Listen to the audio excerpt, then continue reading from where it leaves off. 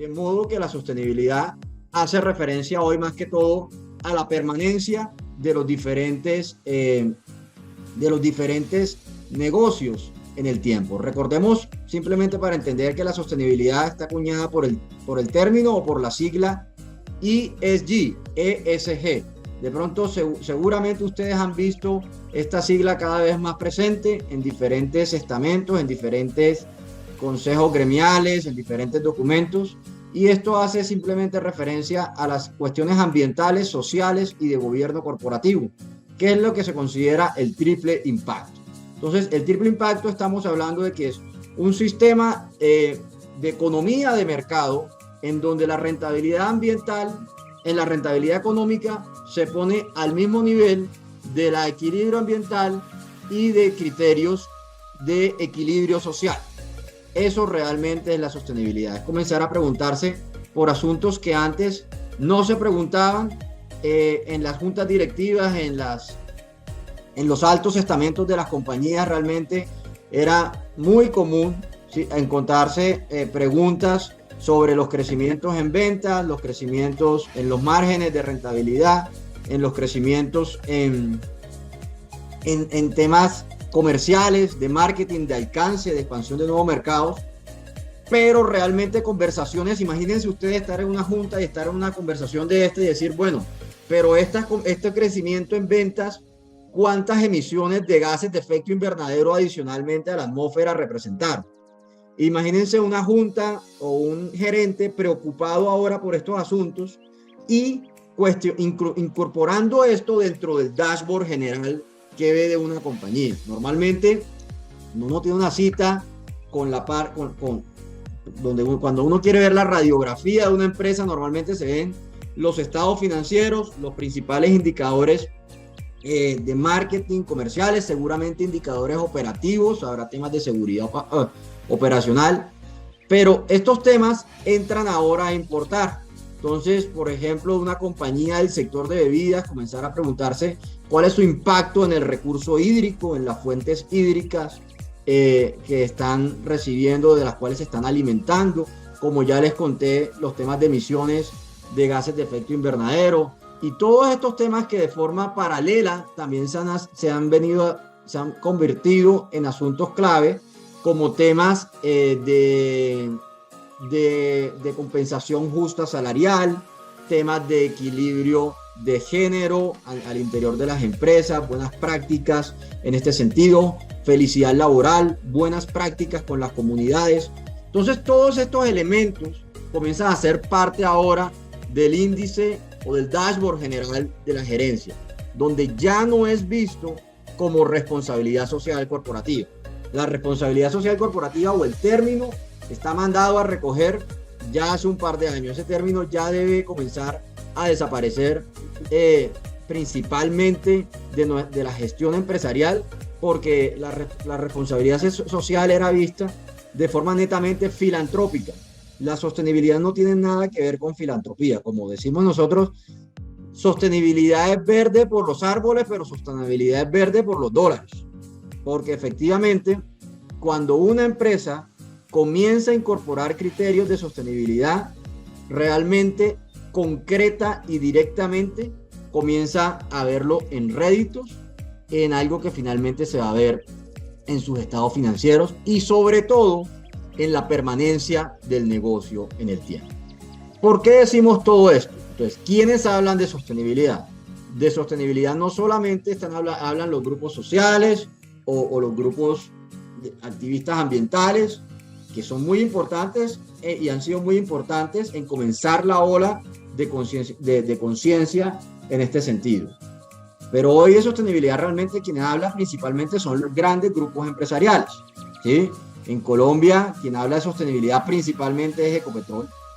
Antes que, digamos que el tema se ha politizado un poco, pero realmente esto es un tema principalmente corporativo. Las grandes empresas en Colombia llevan la batuta a nivel discursivo y a nivel de acciones concretas en temas de sostenibilidad. Y a nivel mundial, los grandes inversores del mundo, como BlackRock, por ejemplo, o organismos como el Foro Económico Mundial, son los que realmente nos vienen ya desde hace varios años hablando de sostenibilidad. Por ejemplo, el Euromonitor Internacional, que es una de las tendencias de consumo más importantes, pues principalmente cuando hablamos de este mercado. MSCI, que es uno de los índices, uno de los generadores de información financiera más importantes del mundo, en alianza, así como lo es Bloomberg, por ejemplo, que ha generado el marco TCFD, el barómetro de confianza de Edelman.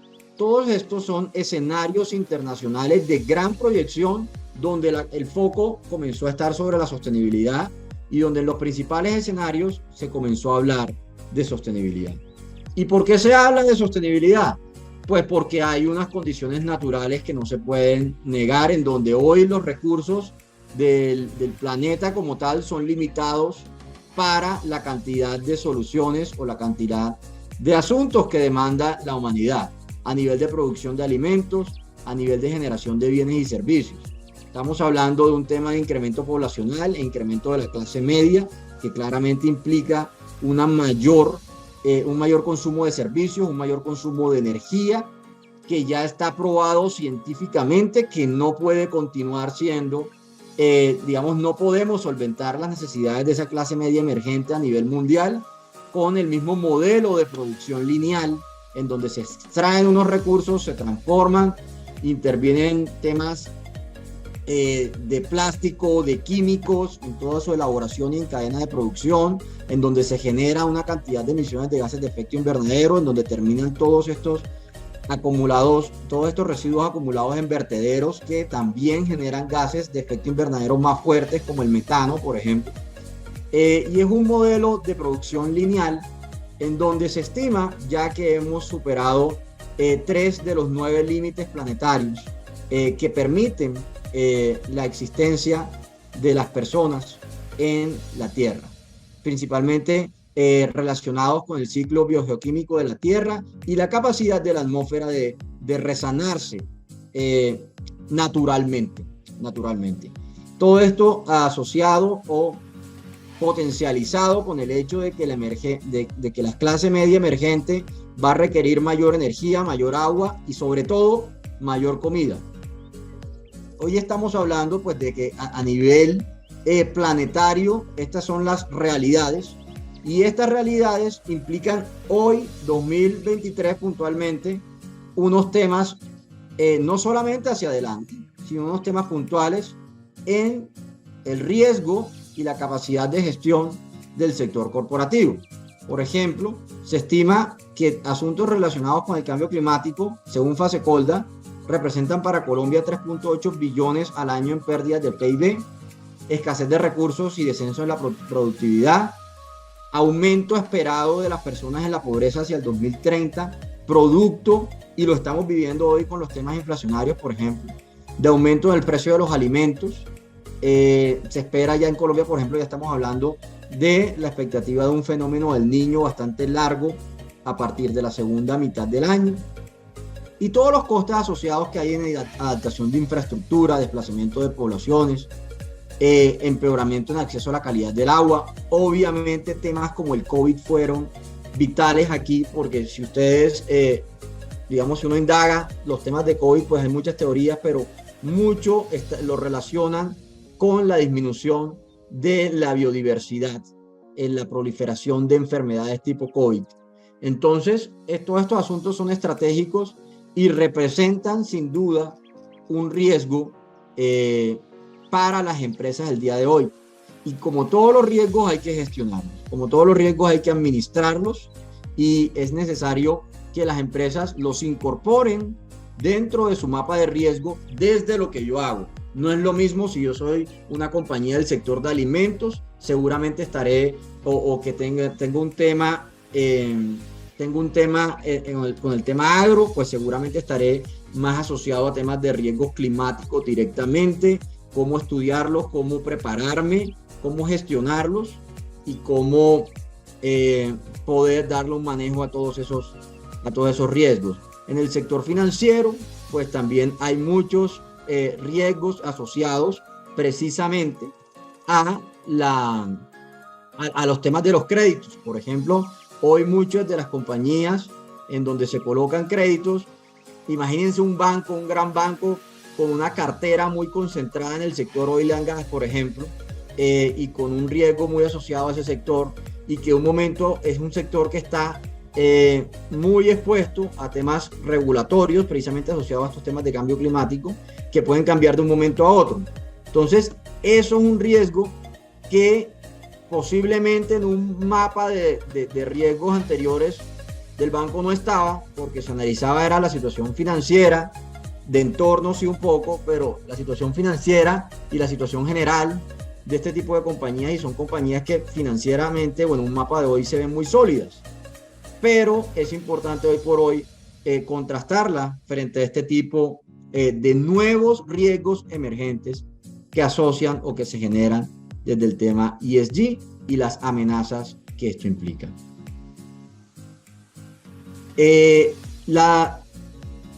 Hay un tema que además no podemos dejar de lado, y es el tema, y que realmente es lo que ha impulsado esto, y es la tendencia del nuevo consumidor. Y aquí es donde las compañías, por ejemplo, de consumo masivo, de alimentos, restaurantes, deben tener un foco muy importante en poder alinearse a nivel ESG con sus consumidores. Resulta que se estima que para el 2025, millennials y centennials representan el 70% de la población mundial. Estamos hablando que es una generación conectada, es una generación informada, y es una generación con unos valores y con unas prioridades de consumo muy asociadas hacia los temas ESG. Hoy por hoy, una persona o un consumidor cualquiera, por medio de un QR, puede enterarse de la cadena de suministro, de la trazabilidad en control de recursos naturales o sociales de una empresa cualquiera. Hoy empresas como Krebs, por ejemplo, que ha sido certificada como B Corp, que es una de las empresas, es una de las certificaciones más importantes a nivel de sostenibilidad. Entendemos, y yo creo que todos tenemos en el imaginario, que es una empresa muy valorada por sus políticas sociales y de trato con sus empleados, y las políticas de vinculación de madres. Entonces, aquí hay un modelo de negocio de impacto, pues con un alcance nacional muy importante, y este tipo de cosas, este tipo de reconocimientos generan sin duda acercamiento de los nuevos consumidores. Yo sé de muchas personas que hoy dejan de pedir una comida a un restaurante X simplemente por el empaque, porque vienen unos icopores y hay preferencias sobre otros que vienen unos empaques biodegradables, más que biodegradables, compostables, y ya el consumidor comienza a valorar un poco más este tipo de asuntos, y ya comienza a valorarlos, pero además está dispuesto a pagar más por compañías que cumplan estos criterios. Entonces, todo lo que viene, por ejemplo, del sector agro, temas de ganadería sostenible, temas de generación agro responsable, con tratamiento de residuos, todo ese tipo de cosas, cada vez vale la pena estar más haciéndolas, evaluándolas y mostrándolas, porque esto sin duda es hoy por hoy un elemento que genera valor a nuestras marcas, valor a nuestras empresas, y nos permite que en la medida que esta nueva generación siga posicionándose y tomando control del mercado, nosotros podamos permanecer vigentes. Las empresas que no incorporan este tipo de criterios comienzan a quedar relegadas y del mercado, así hoy por hoy resulten compañías con cifras sólidas. Entonces, según esto lo podemos aterrizar con cifras del Euromonitor Internacional, donde se estima que con encuestas a los consumidores, esto es principalmente en Europa, el 72% de las personas les preocupa el cambio climático, el 68% de los consumidores siente que tiene el poder de cambiar a las empresas con sus decisiones de consumo. El 73% de los consumidores considera la sostenibilidad en sus decisiones de compra. Y el 57% está dispuesto a cambiar ámbitos de compra en función de productos que sean más amigables, por ejemplo, con el ambiente. Eso a nivel del consumidor. A nivel del inversor, los criterios ESG cada vez son más relevantes en la inversión. Entonces, uno ve cada vez a los fondos internacionales más importantes hablando de criterios ESG, estamos hablando de los principales a nivel internacional: BlackRock, Goldman Sachs, Bank of America. Todos estos fondos cada vez incorporan más criterios ESG dentro de sus criterios de inversión. Y cada vez eso hace que vaya incrementándose más la financiación de impacto.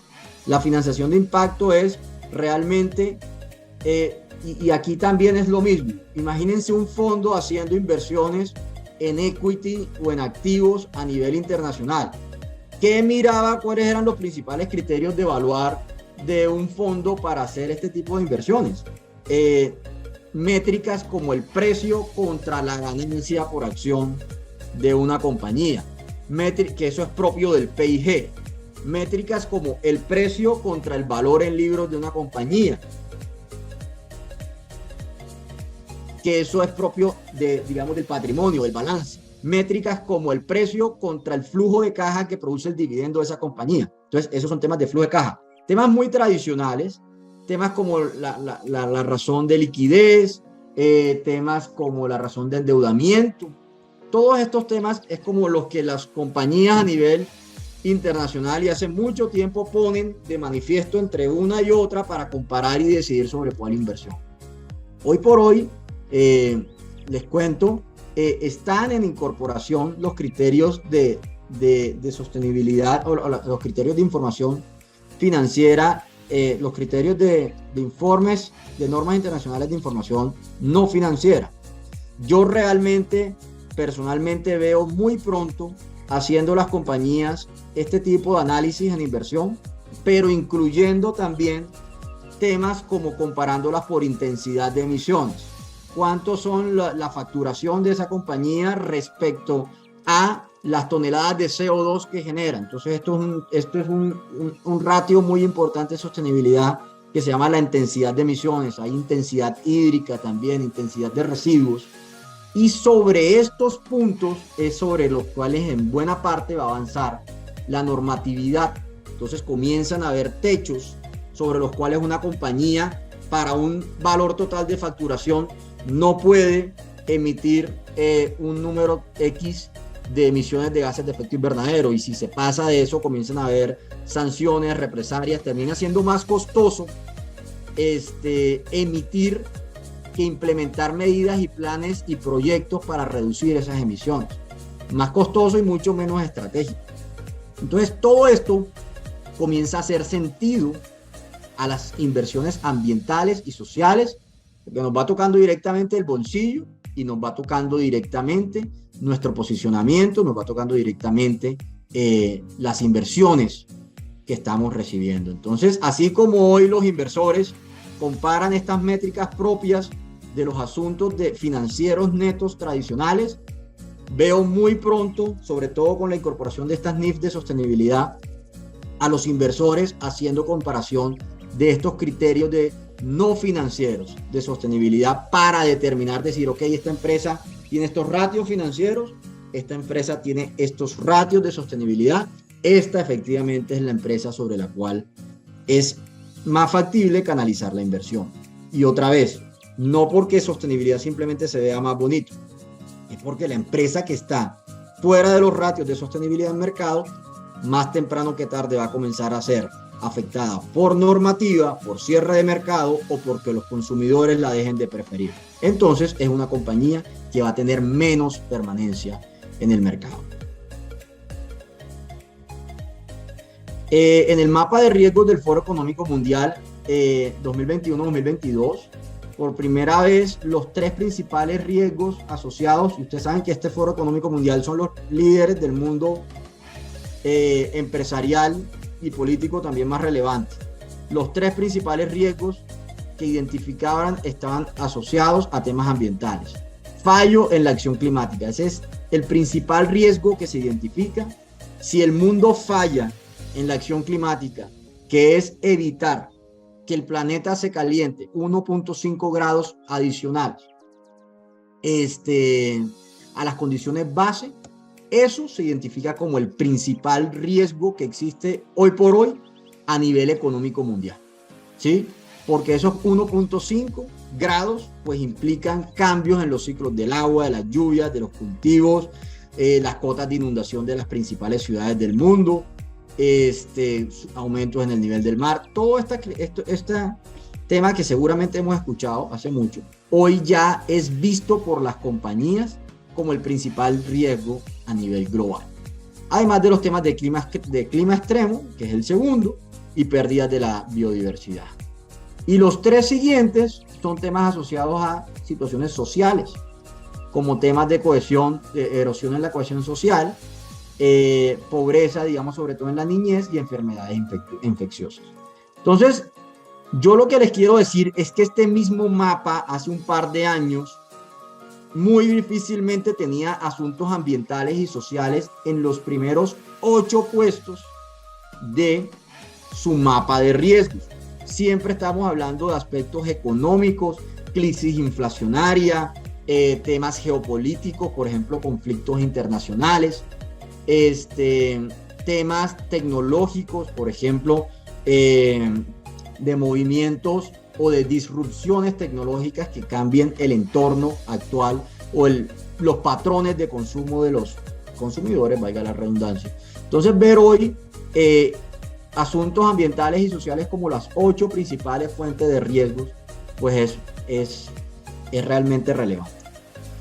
Y en Colombia, porque hasta ahora esto suena como muy internacional, pero en Colombia ya hay un liderazgo claro de muchas empresas donde si uno comienza a pensar que tal vez la compañía para la cual yo trabajo o en la cual yo estoy es o quiere ser o ha pensado en querer ser proveedor de alguna gran compañía en Colombia o venderle sus servicios, como Ecopetrol, como Nutresa, como Argos, como Sura, debe saber que estas compañías ya han comenzado la evaluación de los criterios de sostenibilidad de sus proveedores.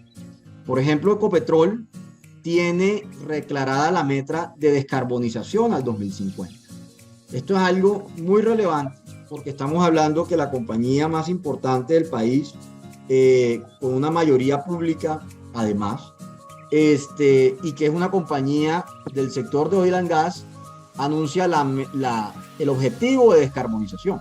Entonces, pues para que una compañía del sector oil and gas anuncie un objetivo de descarbonización total, net zero, es primero un compromiso muy grande y segundo es un mensaje claro de que aquí hay un cambio en el modelo de negocio. O sea, para mí es un reconocimiento explícito de Ecopetrol que va a haber un cambio en el modelo de negocio, de producción y exploración de petróleo, de que nos vamos a dedicar a otras cosas o que vamos a, por lo menos, a mezclar eso con otras cosas, ¿sí?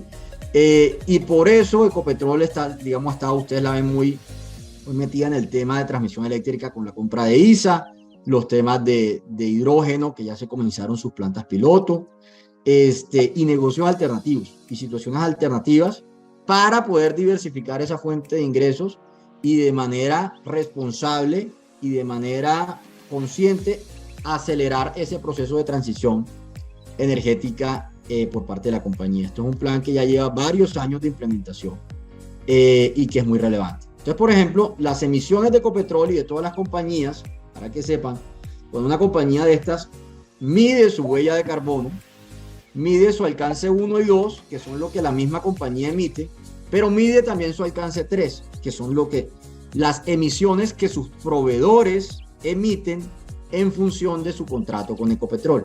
Entonces, si la compañía en la que yo estoy suministra vehículos de Ecopetrol para el transporte de personal a las diferentes sedes, pues las emisiones que genera el combustible que yo compro para transportar a esos personal hace parte del alcance 3 de las emisiones de Ecopetrol.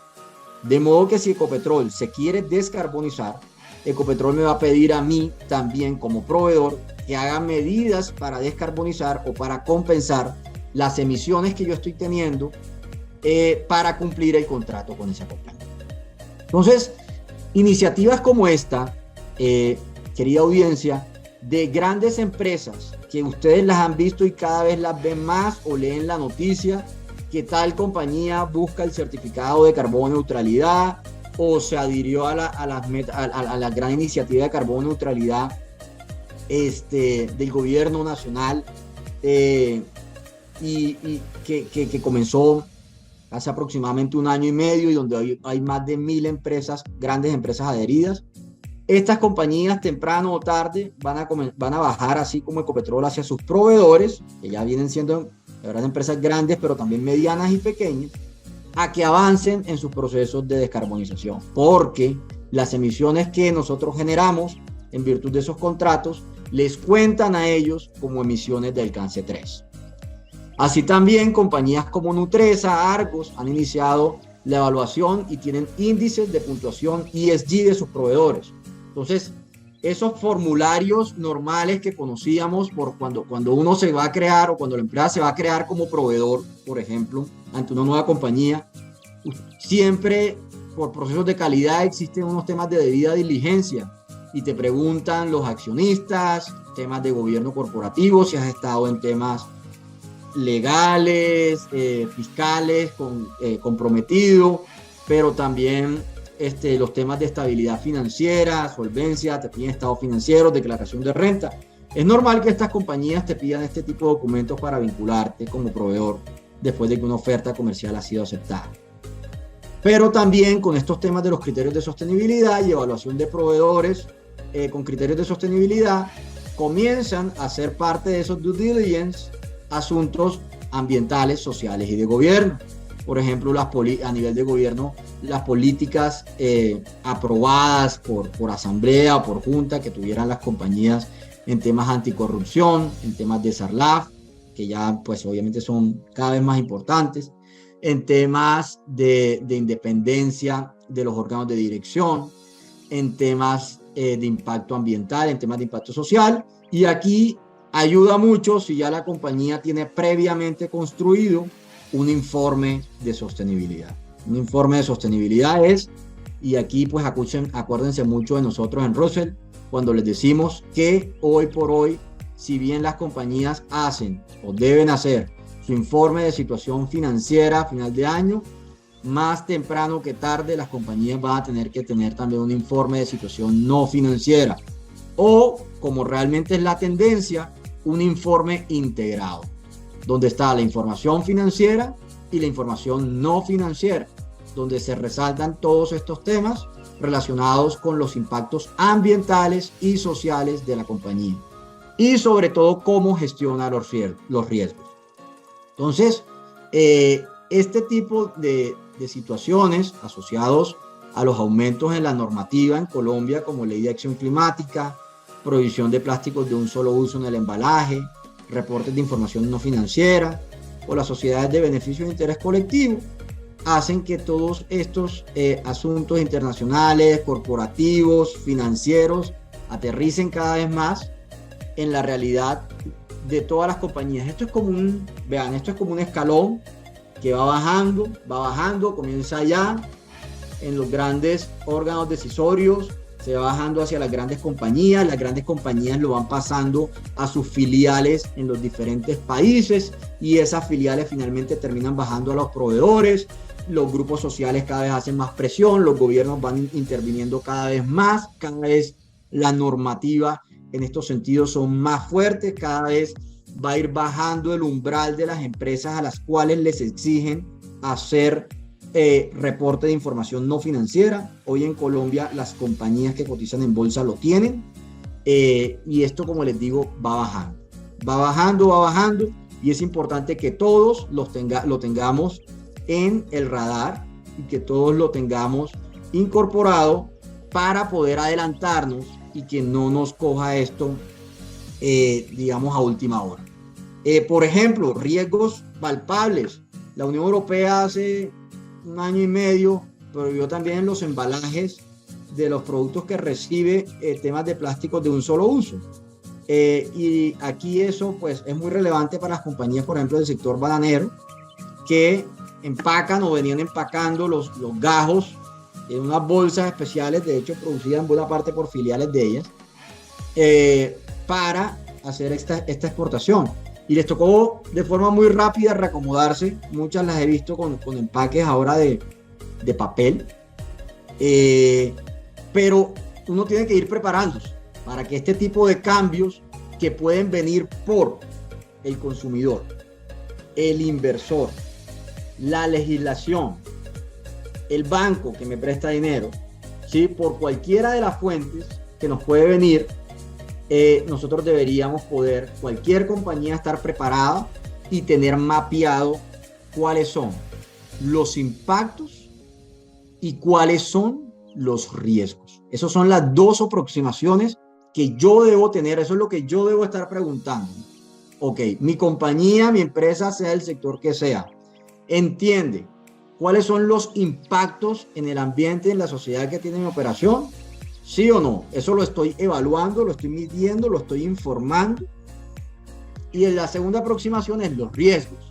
Mi compañía entiende los riesgos que tienen los asuntos ESG sobre mi operación, en qué momento se me puede cerrar un mercado, en qué momento se me puede cerrar un proveedor, en qué momento mi grupo principal de clientes puede comenzar a sentirse menos a gusto con algunas de mis prácticas y comenzar a disminuir, en qué momento puedo quedar por fuera de un cupo de endeudamiento más barato, por ejemplo, por tener criterios ESG más sólidos que otro tipo de compañía. Entonces, esto tiene que hacer parte del mapa estratégico y por eso les digo que todos estos temas cero tienen que ver con temas netamente filantrópicos, sino son temas de rentabilidad y de permanencia de las compañías en el tiempo. Entonces, de manera, digamos, rápida aquí para ir cerrando, los asuntos estos sobre los cuales debería estar centrando estas diálogos internos con mi compañía desde los impactos y los riesgos son temas de economía circular, cambio climático, ciudades sostenibles que tienen que ver con la adaptación de infraestructura, capital natural y en los temas sociales, asuntos relacionados con derechos humanos. Esto está teniendo mucha visibilidad, temas de derechos humanos, sobre todo relacionados con la cadena de suministro. El relacionamiento con clientes, tener un marketing responsable, desarrollo con comunidad en zonas de influencia de la empresa y por supuesto nuestro grupo de interés número uno a nivel social, que son los trabajadores. Y a nivel de gobierno corporativo es sobre todo la información que yo estoy generando ESG, los análisis de riesgo que estoy haciendo, la gestión que yo hago de mi cadena de suministro, el fortalecimiento de mi negociación y mi conversación con los grupos de interés.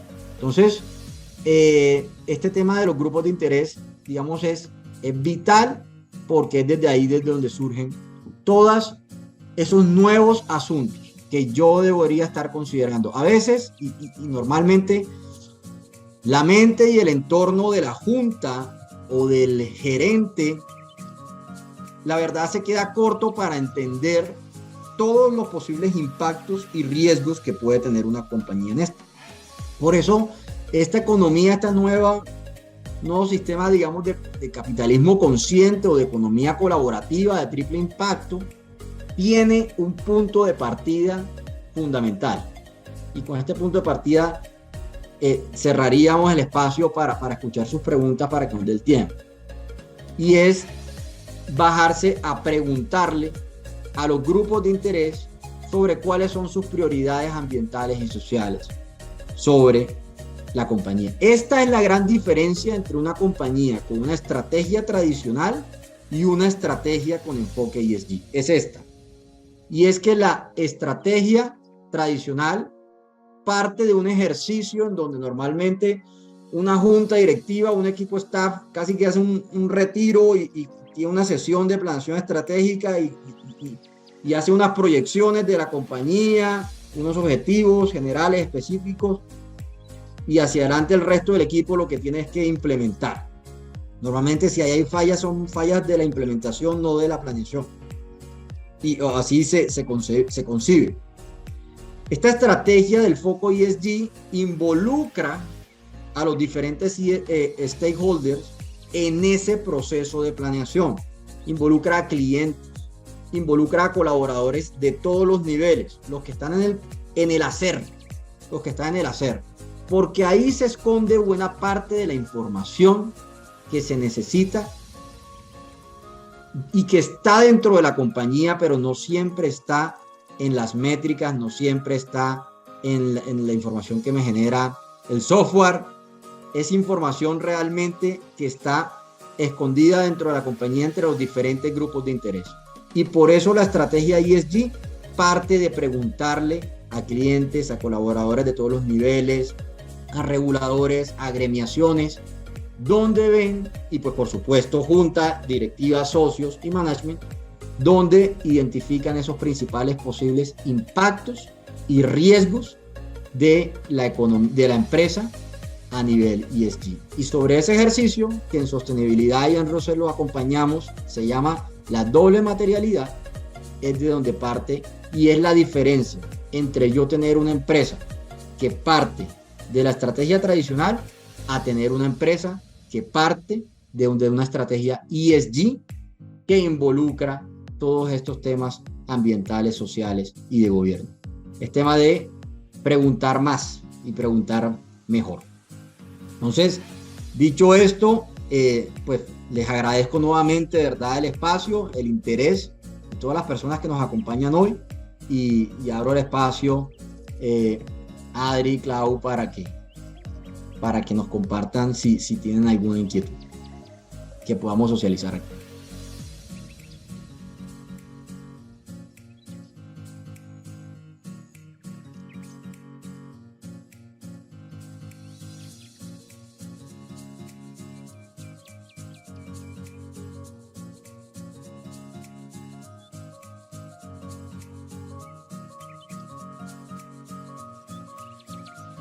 ¿Alguna pregunta?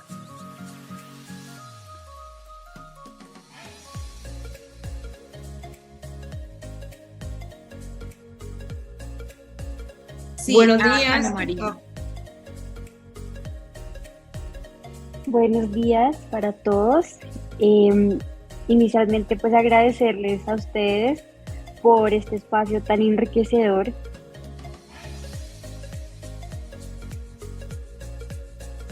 Ahí estás en mute. Disculpa, ¿no estabas escuchando o nada? La primera parte te escuchamos. Bueno, entonces, pues recapitulo. Entonces, muchas gracias por la conferencia, me pareció muy enriquecedora y al lugar justamente en el momento en que estamos. Y más para Colombia, que es un país tan reconocido por su biodiversidad y pues por toda la trayectoria que tenemos en temas de derechos humanos, que yo creo que aún estando en ciudades más grandes o más pequeñas, la participación que nosotros tenemos en esto es primordial y somos los ciudadanos y las empresas los que estamos llamados a garantizar esta sostenibilidad. Yo veo que esto es una tendencia mundial, ¿sí? Y lo que nos mencionas, en Colombia lo están haciendo las grandes corporaciones, empresas y los grandes inversionistas, pero ¿cómo podemos plasmar eso ya en compañías que no son tan grandes, donde sus recursos a veces son un poco limitados y donde muchas personas que están en diferentes posiciones tienen que llegar a implementar esta estrategia ESG? ¿Tú qué consideras que deberíamos hacer o cómo podemos promover para que se genere esa sostenibilidad en ese tipo de compañías? Claro, pues Ania, hay muchos temas y yo creo que uno de los ejemplos notables en Colombia que hay que resaltar es el tema de sociedades BIC, sociedades de beneficios de interés colectivo. Yo creo que este tipo de sociedades en donde Colombia ha sido pionero en este tipo de modelos es un claro ejemplo de cómo empresas de todos los tamaños, incluso desde antes de ser formadas, desde el emprendimiento, se consolidan y se ponen este apellido de sociedades BIC, que son sociedades de beneficio de interés colectivo. Estas sociedades, que quiero que sepan, pues digamos los que no saben que hoy existen, son sociedades que incluso lo incorporan la sigla en su razón social. Entonces, Empanadas Caribe SAS BIC, ¿sí? Está incorporado entre su razón social porque le da un reconocimiento especial a esa compañía de su enfoque en y de que es una compañía que reconoce desde sus estatutos los diferentes impactos y riesgos y tiene unas métricas objetivas. Entonces, las compañías que les digo aquí, como les digo, hay compañías de todos los sectores, de todos los tamaños. Alquería es una empresa BIC, pero empresas pequeñas de confecciones, de todos los sectores que ustedes se imaginan, han incorporado también esta iniciativa, y estas compañías han empezado, y esa es la clave, han empezado, han identificado sociedades BIC, implica 5 líneas de acción, desde lo ambiental, social, gobierno, modelo de negocio, ¿sí? Donde estas compañías comienzan a preguntarse y a visualizarse, y deben tener unas métricas puntuales, al menos una métrica puntual que están observando en las diferentes líneas de impacto, y comienzan a hacer un reporte anual de eso. De hecho, el plazo para sociedades BIC venció ahorita el 31 de mayo, ¿sí? Y las compañías reportaron este tipo de información. Entonces, para esas compañías, me parece que son, con lo que tú dices, Ana María, el ejemplo de que se puede y se debe, ¿sí?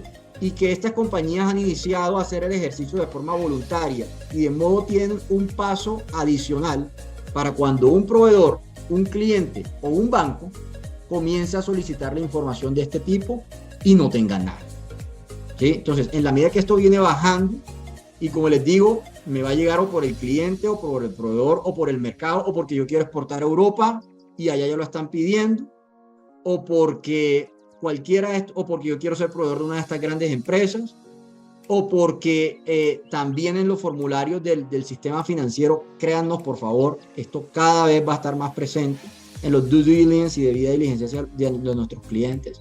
Entonces, Sociedades BIC me parece que es una gran iniciativa, en donde compañías de todos los tamaños han podido iniciar de forma voluntaria y estar preparados, y es mucho mejor estarlo que un tema de estos estratégicos nos toque o nos agarre sin realmente haber hecho una observación sobre estos puntos. Entonces, esto nos da algo muy importante, que es el reporte. El reporte es uno de los principales y primeros puntos en donde iniciamos el camino de transición de la sostenibilidad.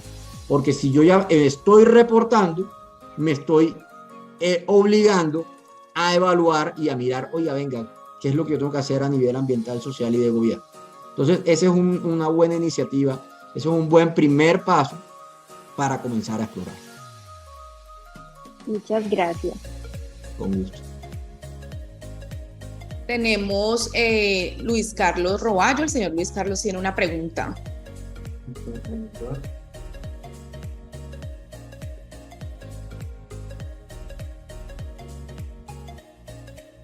¿Aló? ¿Me copian? Hola, Luis Carlos. ¿Me escuchan? ¿Me escuchan?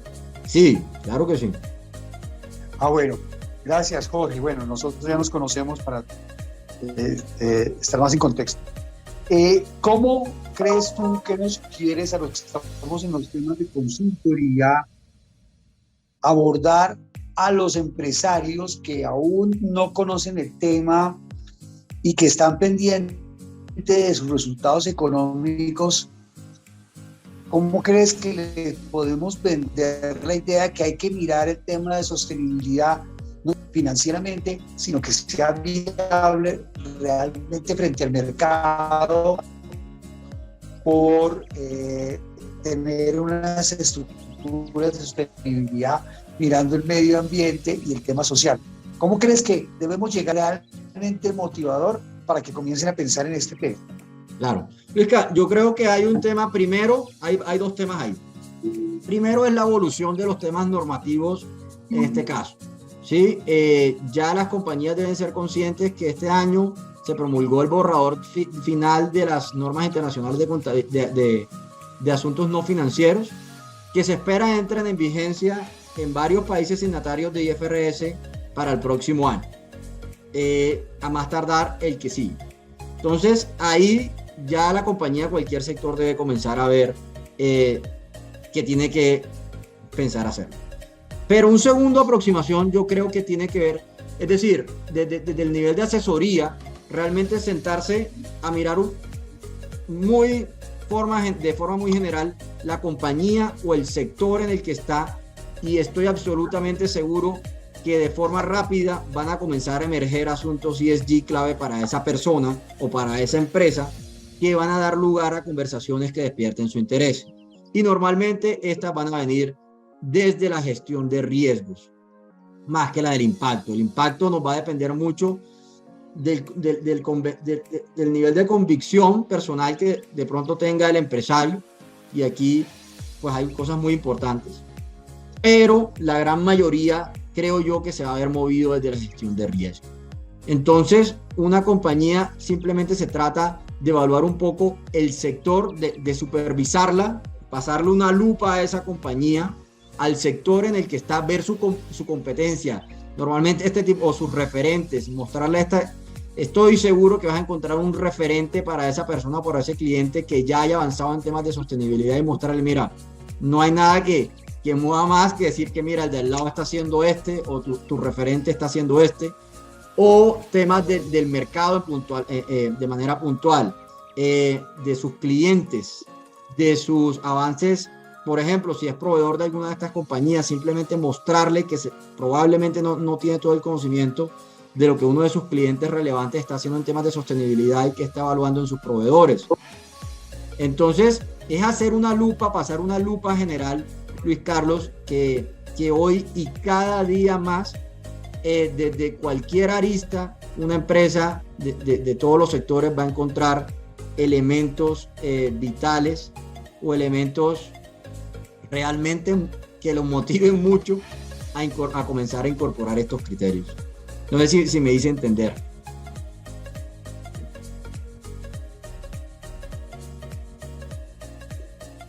Sí, señor, muy amable, gracias. Y es como hacer un prediagnóstico general y mostrarle y dejarle en evidencia esos principales puntos para que realmente la empresa quiera y busque escarbar más.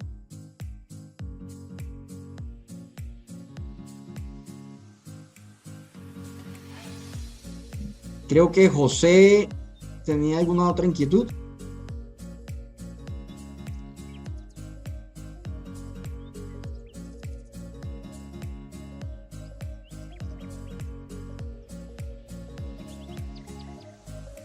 Hola, buenos días. Hola, Jorge. Hola, Amelia. Hola, seguimos con estás? Anderson también, que tiene por ahí la manito levantada. Adelante, Amelia. Jorge, te hago una consulta. Dentro de estas empresas que ya están empezando este tema, me imagino que con la parte de personal ya también tienen que tener como unos cumplimientos o dentro del proceso de reclutamiento, porque igual, como nos dijiste al principio, los millennials y los centennials son los que están ahorita mismo. Ya ellos son más conscientes, bueno, ya somos más conscientes de eso. Y obviamente cuando escogemos una empresa también nos damos cuenta si la empresa qué está aportando para eso. Me imagino que debe ser muy importante a la hora de seleccionar el personal, que el personal esté acorde y está de acuerdo pues con estas políticas, porque si bien es una realidad, no todos tenemos esa conciencia y en algún punto pues podemos chocar en ese tema de lo que la empresa está mostrándonos en su política más lo que nosotros queremos. Dentro de las empresas que tú has estado como asesorando en este proceso, en la política en cuestión de personal, ¿ya tienen como una estructura o ya la están manejando sobre qué expectativas tiene ese personal con respecto al tema climático, el tema ambiental y de cuidado? Mira, aquí tocas un tema muy bonito, y a ver, el tema de sostenibilidad, una de las cosas que hace es que aglutina de pronto estrategias o iniciativas que X compañía hubiese podido comenzar de forma aislada en el pasado. Por ejemplo, los temas de bienestar laboral claramente se han avanzado a nivel en iniciativas de diferente tipo. Ya la compañía podía haberlo identificado como algo estratégico, unos sectores claramente más que otros. Los temas que las empresas que tienen alta rotación de personal, por ejemplo, o que trabajan mucho con jóvenes, millennials, centennials, y que muchas veces se ven con este tema de alta rotación de personal, precisamente porque no se logra ese enganche necesariamente desde los valores de la persona con los valores de la empresa. Y aquí los temas de sostenibilidad tienen otro asunto estratégico muy, muy clave, y ese, por ejemplo, es otro asunto, complementando la pregunta que hacía Luis Carlos hace un momento, que puede ser clave para una compañía, es decir, poder generar mayor fidelidad, sentido de pertenencia y productividad del equipo, porque se siente identificado que la compañía está asociada y alineada con estos valores que para ellos son importantes. Entonces esto implica una retribución, una compensación no salarial, identificación con el empleador muy importante, que para ciertas compañías intensivas en mano de obra pues puede ser muy relevante y puede generar un cambio en la situación financiera, básicamente, pues por esa menor rotación de personal, por ese mayor conocimiento apropiado al interior. Amelia, entonces para complementar lo que tú estás diciendo, lo que yo te podría decir es, esta parte no es nueva. Digamos que la identificación o estos temas de Great Place to Work o estos temas de identificación del personal con esos valores, digamos que esto ya se ha venido trabajando de forma aislada.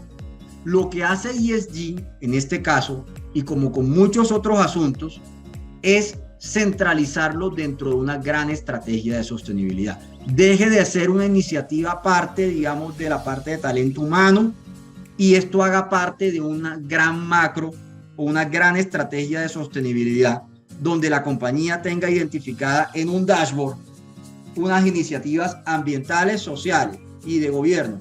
Y dentro de las sociales está la parte de colaboradores. Y dentro de los colaboradores van a estar todos estos temas de evaluación de ambiente laboral, de prácticas justas, de compensación adecuada y de sentido de pertenencia, digamos, de apropiación de estos trabajadores a la compañía. Entonces, esto realmente lo que yo te respondería puntualmente es, estas prácticas yo creo que sí existen y están desarrolladas por unas compañías más que otras, pero ya hay un saber hacer. Ya este tema no es nuevo y ya este tema las compañías deberían saber, o ya existe una hoja de ruta de cómo incorporarlo. El desafío aquí de frente al tema ESG es poner eso dentro de la gran sombrilla de sostenibilidad y que deje de ser una iniciativa aislada. ¿Vale? Gracias. Anderson. Sí, Anderson tiene la palabra, gracias. Hola, buen día para todos, ¿me escuchan? Súper bien. Listo, vale. Yo soy parte del equipo de Russell de Bogotá, y este tema siempre me ha parecido muy interesante, incluso pues yo soy ingeniero industrial y en algunas clases tocábamos temas parecidos con respecto a la innovación, como los enfoques de innovación y conceptos y demás. Entonces, en algunas clases recuerdo de alguna forma leyendo cosas, llegué a una conclusión que en ese momento era tachada como de alguna forma, no sé si llamarlo hippie, pero era siempre rechazada, y es que las empresas siempre, o las organizaciones en general, buscan su beneficio. De hecho, nos venden el paradigma, y yo siempre choqué con ese paradigma que nos vendían en la universidad, de que el objetivo de toda empresa o de toda organización es generar utilidad. Y pues lo que vemos es que incluso hasta la rentabilidad de las naciones se mide por el PIB, qué tanto poder adquisitivo tienen y pues qué tanto tienen, entre más tengan mejor. Y pues a la larga vemos que esto se convierte en un péndulo. Y estas ideas de algunos, hay un libro que me recomendaron una vez que se llama Las instituciones voraces, y habla como de este tema de que es un enfoque erróneo el siempre maximizar la utilidad, cuando una organización nació desde el inicio de la humanidad con una necesidad básica de la sociedad por cumplirse, pero la organización ve que la cumple y sigue haciendo esfuerzos por seguir vendiendo, y pues eso ya nos lleva a extremos como de mucho de algo no es bueno. Entonces, pues aquí yo noto que estamos como en un péndulo en el que esas ideas no las tomamos por nuestra voluntad propia, sino ya obligados por el entorno, como estos retos que vemos ahora en la ONU de que se nos acaba el planeta, el 1.5 grados que no queremos que suba la temperatura global y demás. Pero entonces, ya como yendo al punto, hay algunas empresas o algunos sectores económicos donde es mucho más fácil vislumbrar esto. Y exactamente como lo decías ahorita, precisamente ese péndulo empieza a irse desde el extremo capitalista extremo, por así decirlo, a cómo empieza a descender desde ese extremo por el punto de vista de los riesgos, no por el impacto o no por lo positivo, sino porque nos va a ir mal. Entonces el castigo es el que nos obliga. Pero en unos sectores es más fácil verlo. En un sector de una empresa de servicios, por ejemplo, yo desde mi área quisiera desarrollar cosas, crear este dashboard con analíticas de varios tipos para poder medir, monitorear estos indicadores y tenerlos a raya. Pero a mí me parece todavía muy etéreo que en nuestro caso internamente qué podríamos medir, o podríamos hacerlo para clientes y ya pues mirar toda su variedad de ocupaciones. O se me hace un poquito difícil de digerir, tal vez la pregunta no es muy específica, pero tal vez compartir un poco más de luz en ese aspecto. Listo, Anderson, mira, gracias por tu intervención y por tu compartir sobre todo. Yo te voy a dar un alivio en ese compartir. ¿Tú sabes quién es Michael Bloomberg? No me suena. Vale, Michael Bloomberg es el fundador de Bloomberg. Bloomberg es la principal plataforma de gestión de información financiera en el mundo. No hay una mesa de dinero en el mundo de ningún banco o entidad financiera que no tenga muchas plataformas de Bloomberg y de ahí obtienen información. ¿Sí? Esto arrancó, no sé, hace unos 40 años y realmente es la principal firma del mundo gestora donde obtienen su información los gestores de activos y de inversión más relevantes del mundo. ¿Sí? Michael Bloomberg es el fundador de TCFD. TCFD es una de las métricas de sostenibilidad emergentes más importantes que existen hoy por hoy. De hecho, una de las cosas que obliga a la Superfinanciera en su informe de información no financiera a los emisores en Colombia hoy es publicar su información bajo el marco TCFD. Y Michael Bloomberg, que es una de las voces más autorizadas en el mundo de inversión, de rentabilidad y de hacer negocios, es el fundador de este esquema y puede ver un visionario de este calibre lo que se aproxima en esto. Si no, no estaría metido en esto. Y hoy su principal cargo es ser el director de la organización de TCFD. Digamos, dejó Bloomberg y hoy está en estos temas. Entonces, lo que te quiero decir es que esto no hay pensamiento más pasado de moda que pensar que esto es hippie, ¿sí? Esto es negocios, ¿sí? Y esto es generación y sostenibilidad, es permanencia de los negocios en el tiempo. Entonces, si en el Foro Económico Mundial, si Michael Bloomberg, si todos estos grandes gestores de inversión, clientes, tú, el presidente saliente de Ecopetrol, por ejemplo, hablaba más de sostenibilidad que de hidrocarburos. Tú escuchabas cualquier tema de cualquier presentación, cualquier intervención en cualquier escenario y la palabra de la sostenibilidad emergía por lo menos 5, 6, 7 veces. ¿Sí? Entonces estamos hablando de los grandes líderes de negocios incorporando esos criterios. Entonces, nada más pasado de moda, por decirlo, que considerar que estos asuntos son hippies. O sea, por todo lo que vimos, por inversión, por consumidor, por clientes, por estrategia y por regulación, esto es estratégico del negocio. ¿Cómo lo puedes evaluar y cómo lo puedes aterrizar y qué deberías estar mirando? Entonces, al final, nosotros miramos unas líneas de acción en donde cada compañía debería estar poniendo el foco y si se nos permite la cuña, en Russell los acompañamos a elaborar ese cuadro de mando basados en el primer ejercicio que dijimos que es la materialidad. Entonces la materialidad es poder decir y poder realmente hacer ese ejercicio interno, ese primer ejercicio, Anderson, que tiene que hacer toda compañía que quiere iniciar la sostenibilidad y es abrirse, salirse de la mente únicamente del management y de la junta y abrirse a los diferentes grupos de interés y preguntarles a los diferentes grupos de interés por sus principales prioridades en impacto y en riesgo que esperan que mi compañía tenga. Y ahí van a comenzar a surgir los asuntos materiales ESG más importantes para tu compañía. No van a ser las mismas prioridades ESG una compañía financiera, una compañía manufacturera, una compañía de retail. van a ser prioridades ESG completamente diferentes. Pero cada quien va a estar aportando desde donde más impacto genera o desde donde más riesgos tiene. Y eso es un gran inicio, ¿sí? Entonces, eso terminamos construyendo unos cuadros de mando que son monitoreables en una herramienta tecnológica llamada Sagio, que en Russell Bedford también manejamos y está disponible para las compañías, en donde identificamos los cuadros de mando de nuestra estrategia ESG. Una vez identificamos ese gran dashboard que tú mencionabas hace un momento, así como mi empresa tiene un dashboard financiero, comercial o de marketing, comienzo a tener un dashboard de sostenibilidad donde voy evaluando cuál es el progreso de mi empresa en los principales indicadores sociales o ambientales que yo he identificado.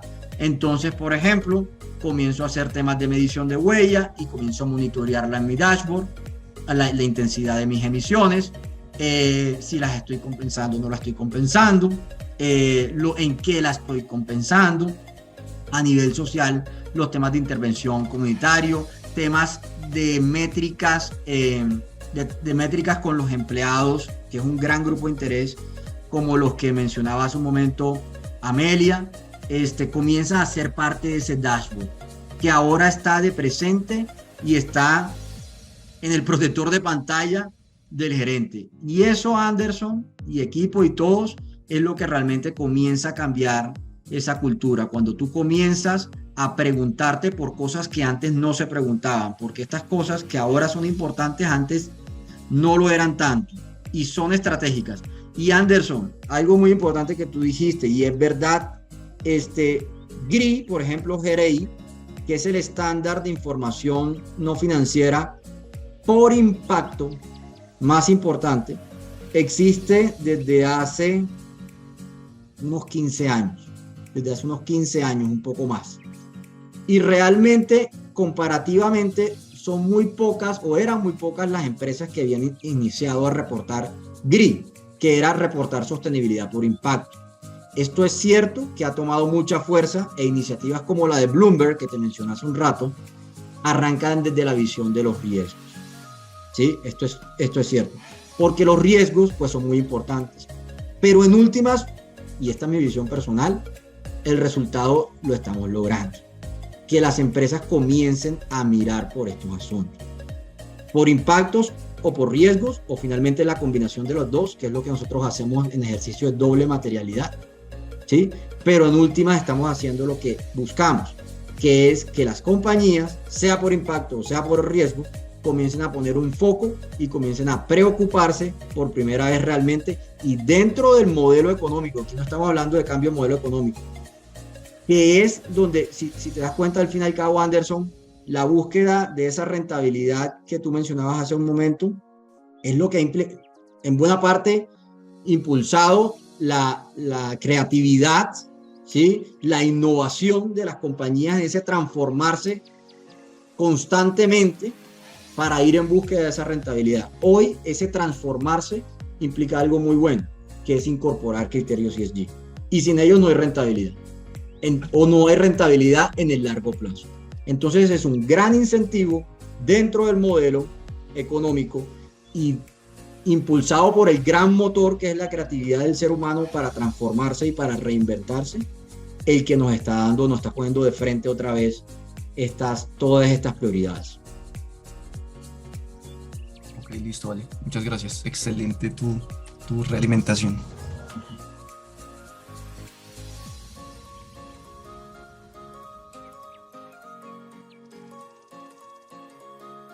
Jorge, muchísimas gracias por esa participación, por este webinar. De verdad que es un tema muy importante que debemos de seguir tocando en un próximo evento.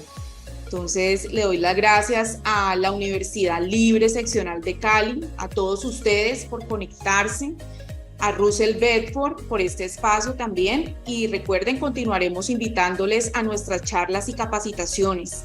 Gracias, Jorge. Con muchísimo gusto, un saludo muy especial y muy contento por todas las personas que incluso hasta ahora, que nos extendimos en las preguntas, pero con mucho gusto nos han acompañado.